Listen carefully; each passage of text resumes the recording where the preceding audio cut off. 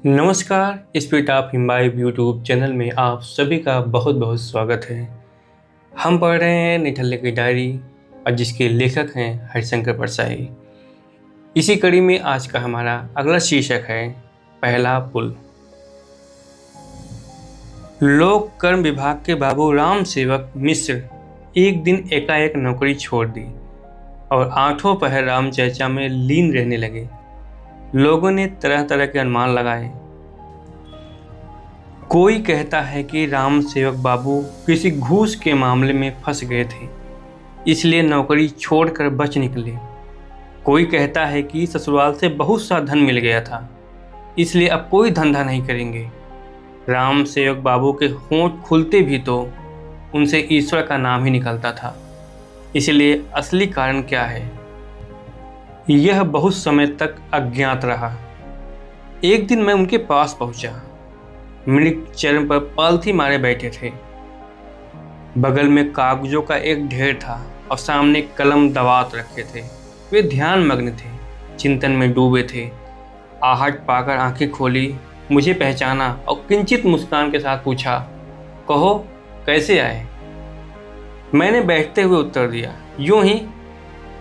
बहुत दिन से मुलाकात नहीं हुई थी, आप तो घर से बाहर निकलते ही नहीं हैं। वे बोले, हाँ भाई, मेरी तो दुनिया ही बदल गई। अब तो कहीं और लौ लग गई। नाते सकल राम ते मनियत, तुलसीदास ने कहा है ना। बस वही स्थिति है। मैंने सकुचाते हुए कहा, लेकिन लोग आपके बारे में कुछ और ही कहते हैं। मुस्कुराते हुए गर्दन हिलाते हिलाते हुए बोले, उन्हें कहने दो। मैं तो राग द्वेष निंदा स्तुति मान अपमान से परे हो चुका हूँ। मैंने हिम्मत करके पूछ ही लिया, फिर भी नौकरी छोड़ने का असली कारण क्या है, यह तो आप ही बतला सकते हैं, आपको आपत्ति ना हो तो। राम सेवक बाबू ने आंखें बंद कर ली। थोड़ी देर बाद खोलकर मुझे घूरा और सहज भाव से बोले, तुम पूछते हो तो बतला देता हूँ। मैंने हनुमान जी के आदेश से नौकरी छोड़ दी। मैं विस्मित हुआ, विश्वास ही नहीं हुआ। पूछा, क्या हनुमान जी आपके दर्शन दिए थे? वे बोले, हाँ भाई। एक रात सपने में हनुमान जी पधारे और कहने लगे, रे मूढ़ मत बुद्धि, जीवन क्यों व्यर्थ गंवा रहा है। छोड़ इस माया को। दफ्तर में मीमो लिखते लिखते इस दुर्लभ नर जीवन को क्यों नष्ट कर रहा है। मूर्ख, राम कथा लिख। मैंने घबराकर कहा, मेरे प्रभु, सो कैसे होगा। मैं मूर्ख हूँ, विद्याहीन हूँ। मुझ में मीमो लिखने, नकल करने, फॉर्म भरने और कैफियत देने से अधिक प्रतिभा नहीं है। हनुमान जी ने कहा, तेरी प्रतिभा का उदय होगा, मेरा आशीर्वाद है। सभी कवि विनय पूर्वक ऐसा ही कहते हैं। तुलसीदास ने भी तो कहा था, काव्य विवेक एक नहीं मोरे, सत्य कहो लिख कागज कोरे। तू भी उठ और लिखने बैठ जा। मैंने हाथ जोड़कर विनती की, भगवान आपकी आज्ञा सिरोधार्य। पर मैं लिखूंगा क्या। कितने ही महान कवियों ने, संतों और भक्तों ने रामकथा लिखी है, मैं क्या विशेष लिखूंगा। तब हनुमान जी ने मुझे समझाया, वत्स, हर कवि का अपना विवेक होता है, अपनी दृष्टि होती है। हर कवि अपने युग से प्रभावित होकर रामकथा का नया रूप देता है। वाल्मीकि, तुलसी और भवभूति में क्या तू कोई अंतर नहीं पाता। तू भी लिख, अपने विवेक और बुद्धि से काम ले और कथा का युगानुकूल नया रूप दे। इतना कहकर हनुमान जी अंतर ध्यान हो गए। मैं बदल गया। सुबह दफ्तर गया और चुपचाप त्याग पत्र लिख कर दे दिया। चलते वक्त एक दो बंडल मीमो के फॉर्म रामकथा लिखने के लिए थैले में डाल लाया। मैंने कहा, तो आपने रामकथा लिख डाली? वे बोले, हाँ, अब समाप्त ही हो रही है। सेतुबंध वाला प्रसंग अभी लिखकर पूरा किया, सुनाऊं? मैंने कहा, हाँ हाँ, क्यों नहीं। भला राम चाचा कौन नहीं सुनना चाहेगा। राम सेवक बाबू ने पोथी खोली और एक अध्याय निकाला। पढ़ना आरंभ करते हुए पहले भूमिका बांधी। देखो भाई, मेरी कथा में कुछ नवीनता मिलेगी, तुम चौंकना मत, वरना अविश्वास करना। हनुमान जी सपने में कह गए हैं कि ग्रंथ पूरा होने पर मैं इस पर दस्तखत कर दूं।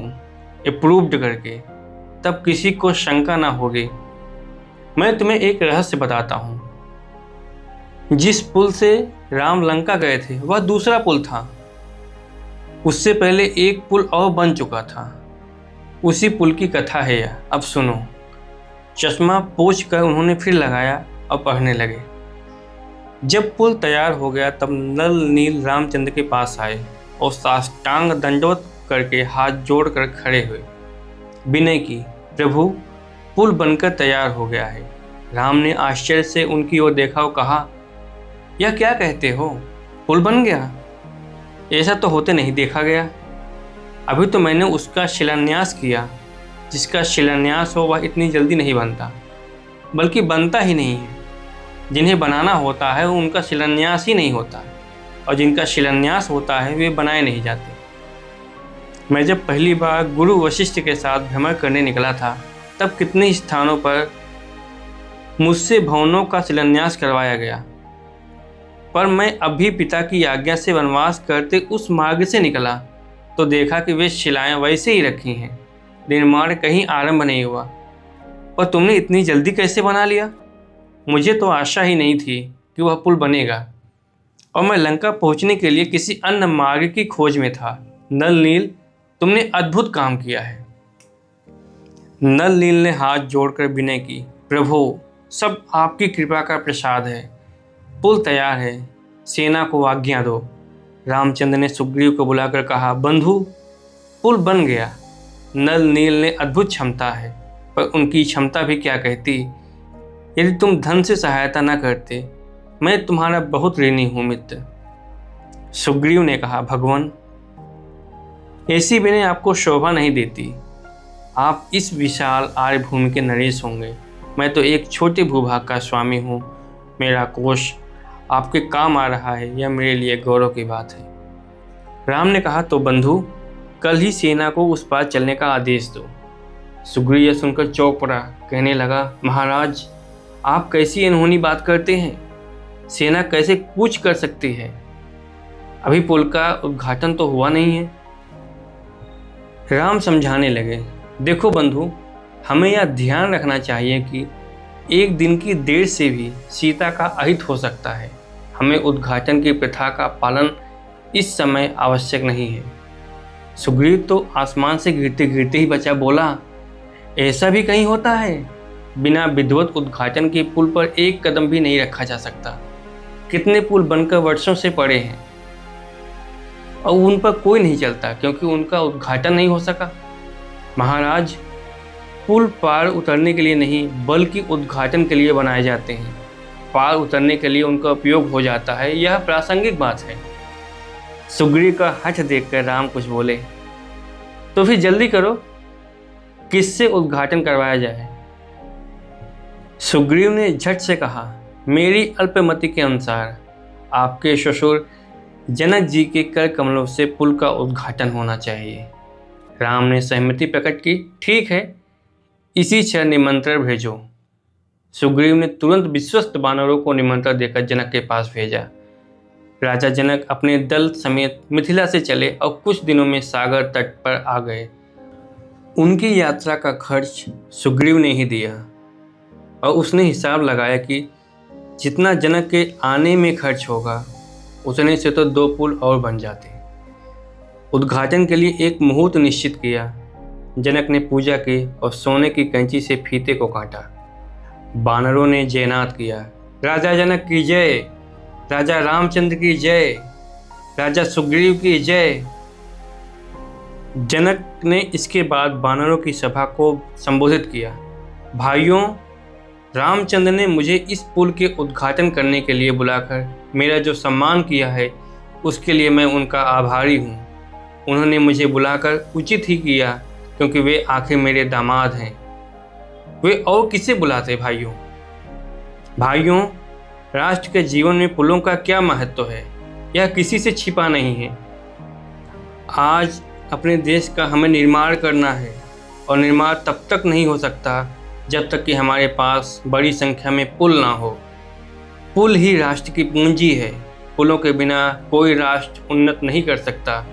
संसार का इतिहास उठाकर देखो, वही राष्ट्र प्रगति कर सका जिसके पास काफ़ी पुल थे। इसीलिए मैं तो कहता हूँ हमारे देश में पुल ही पुल बने, समस्त देश को पुलों से पार दो। भूमि पर पुल बने, नदियों पर पुल बने, सागरों पर पुल बने, महासागरों पर पुल बने। यही नहीं, हवा में पुल बने, जैसे हवा में महल बनते हैं। इस महान पुल निर्माण योजना की श्रृंखला में यह पुल पहली कड़ी है।